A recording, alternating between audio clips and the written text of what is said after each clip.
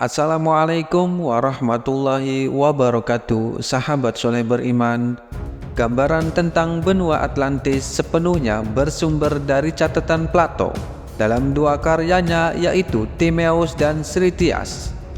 Plato menyatakan bahwa puluhan ribu tahun lalu terjadi berbagai letusan gunung berapi secara serentak. Teori Plato menerangkan bahwa Atlantis merupakan benua yang hilang akibat letusan gunung berapi. Pada masa itu, sebagian besar bagian dunia masih diliput oleh lapisan-lapisan es yang disebut era Pleistosen. Dengan meletusnya berpuluh-puluh gunung berapi secara bersamaan menimbulkan gempa, pencairan es, dan banjir. Peristiwa itu mengakibatkan sebagian permukaan bumi tenggelam. Bagian itulah yang disebutnya benua yang hilang atau Atlantis. Lalu, bagaimana munculnya teori bahwa Atlantis adalah Indonesia? Dan apakah Atlantis disebutkan dalam Al-Quran? Simak videonya sampai habis.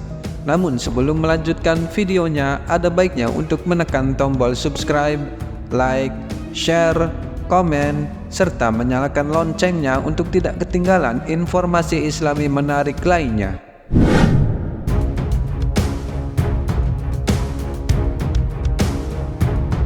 Profesor Aricio Nunes dos Santos, seorang antolog dan fisikawan nuklir asal Brazil, melakukan penelitian tentang asal-usul Atlantis dan menemukan kesimpulan bahwa Atlantis adalah Indonesia.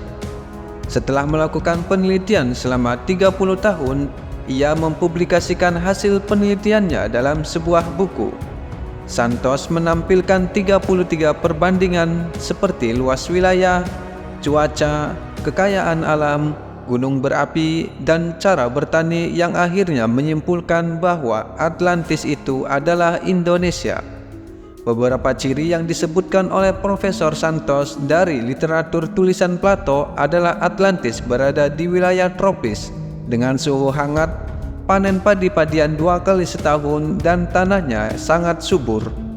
Adapun bukti bahwa tenggelamnya hanya di kisaran 200 meter diyakini oleh Profesor Santos dari peta batimetri Indonesia yang memiliki perairan dangkal di sekitar pulau-pulaunya.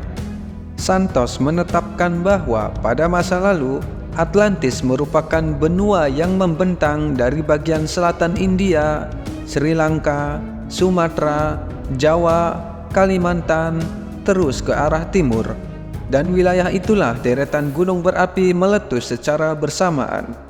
Karena besarnya letusan zaman es Pleistosen yang saat itu terjadi selama beberapa ribu tahun menjadi berakhir, es yang selama itu melingkupi mayoritas permukaan bumi mencair karena tertutup abu. Abu hasil letusan pilar Hercules dalam karya Plato menurut Santos adalah Gunung Krakatau purba. Adapun pilar Hercules yang lainnya adalah Gunung Dempo. Dahsyatnya letusan Krakatau ini memutuskan Pulau Jawa dan Sumatera, meluapkan air yang berada di dekatnya ke angkasa sehingga menimbulkan hujan besar dan badai, menimbulkan tsunami, mencairkan es, dan menaikkan permukaan air laut hingga 200 meter. Akibat kejadian itu, Atlantis tenggelam sekitar 150 hingga 200 meter. Peristiwa ini selain menyebabkan Atlantis lenyap, juga membinasakan sekitar 20 juta penduduknya yang saat itu sudah dalam kebudayaan yang modern. Adapun untuk penduduk yang masih bisa selamat, menyelamatkan diri menggunakan perahu dan menyebar ke penjuru dunia.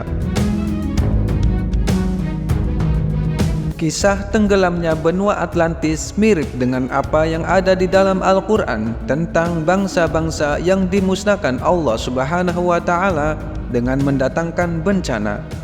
Allah Subhanahu wa Ta'ala dalam beberapa ayat dalam Al-Quran memang mengingatkan manusia akan kehidupan umat terdahulu yang Allah musnahkan karena kezaliman mereka dengan mengirimkan azab, menghilangkan daratan, dan menggantikannya dengan lautan.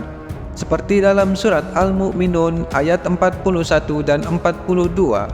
Maka dimusnahkanlah mereka oleh suara yang mengguntur dengan hak, dan kami jadikan mereka sebagai sampah banjir.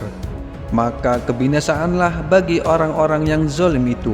Kemudian kami ciptakan sesudah mereka umat-umat yang lain.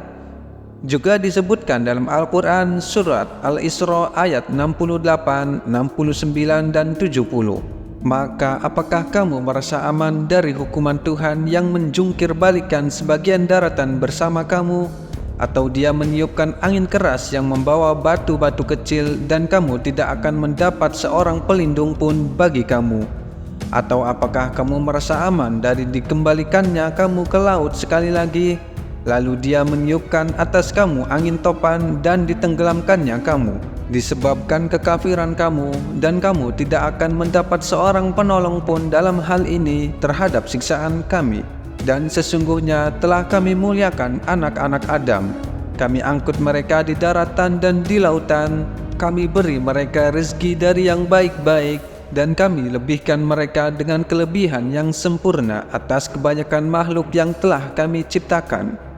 Peristiwa tentang banjir besar yang menenggelamkan bangsa terdahulu adalah peringatan dari Allah Subhanahu wa Ta'ala agar bangsa sesudahnya selalu bertakwa dan bertawakal kepada Allah dan Rasul-Nya, seperti yang difirmankan Allah dalam surat Al-Haqqah ayat 11 dan 12. Maka masing-masing mereka mendurhakai Rasul Tuhan mereka, lalu Allah menyiksa mereka dengan siksaan yang sangat keras. Sesungguhnya kami, tatkala air telah naik sampai ke gunung, kami bawa nenek moyang kamu ke dalam bahtera, agar kami jadikan peristiwa itu peringatan bagi kamu dan agar diperhatikan oleh telinga yang mau mendengar.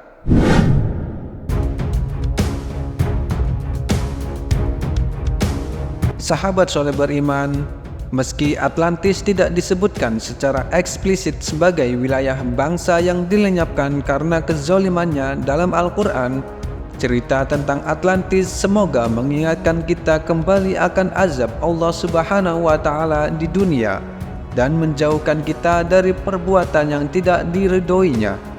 Wallahu a'lam bishawab.